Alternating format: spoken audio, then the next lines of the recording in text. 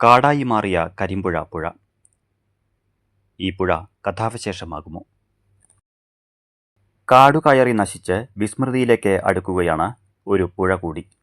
Attappadi silent വാലിയിൽ നിന്ന് ഉദ്ഭവിച്ച് കുറ്റിപ്പുറത്ത് ഭാരതപ്പുഴയിൽ ചേരുന്ന കുന്തിപ്പുഴ, കരിമ്പുഴ, തൂതപ്പുഴ എന്നീ പേരുകളിലും അറിയപ്പെടുന്നു.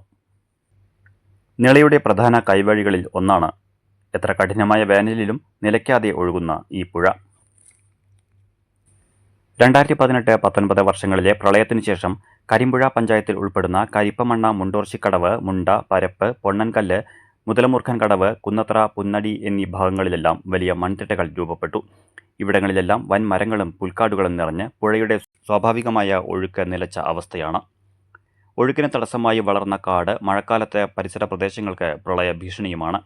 2018-19 വർഷങ്ങളിലുണ്ടായ പ്രളയത്തിന്റെ ഭാഗമായിട്ട് ഈ പുഴയുടെ കൈവഴിയായ കുന്തിപ്പുഴയിൽ ഓരങ്ങളിലൊക്കെ ഉണ്ടായ മണ്ണിടിച്ചില്, ആ മണ്ണിടിച്ചിലൊക്കെ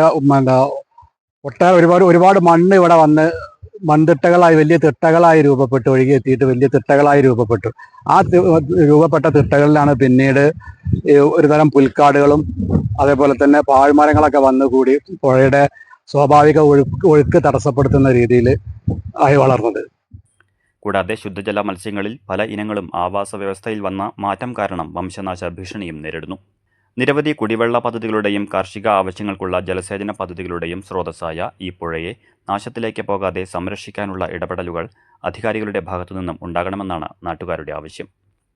അതായത് ഇപ്പോൾ കാട് കയറിയത് കാരണം ജലസ്രോതസ്സിൻ്റെ അത് നശിക്കുക മാത്രമല്ല ചെയ്യണത്, ഇതിൽ സാമൂഹിക വിരുദ്ധരുടെ ശല്യം വരുന്നുണ്ട്. അതുപോലെ നമ്മൾ പണ്ട് കണ്ടിരുന്ന പല മീനുകൾ ഇപ്പോൾ കാണുന്നില്ല. അങ്ങനെ ഒരുപാട് പ്രശ്നങ്ങൾ. ഇപ്പോൾ കൃഷി ആവശ്യങ്ങൾക്ക് വെള്ളം കിട്ടാതെ വരുന്നു.